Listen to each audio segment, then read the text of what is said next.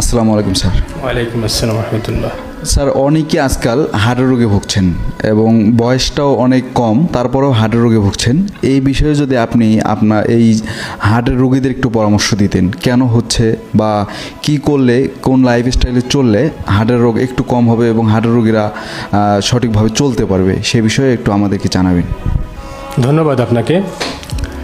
হার্টের অনেকগুলো অসুখ রয়েছে, তার মধ্যে আমাদের মোস্ট কমন যে অসুখগুলো আমাদের সচরাচর আমরা দেখতে পাই আমাদের চেম্বারে আসে রোগীগুলো, সেটা হচ্ছে হার্টের মায়োকার্ডিয়াল ইনফ্রাকশন বলে আমরা, বা বুকে ব্যথা।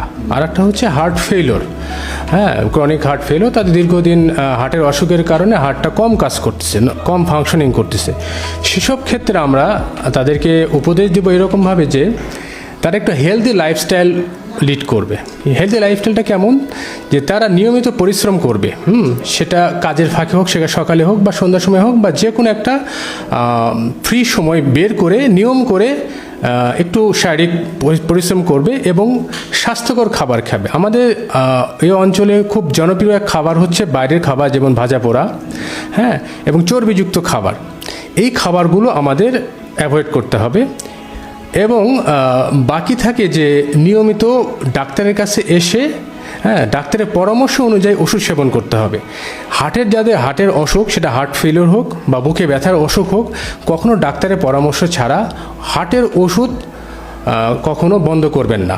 হ্যাঁ, যদি বন্ধ করতেই হয় অবশ্যই ডাক্তারের পরামর্শ নিয়ে বন্ধ করবেন।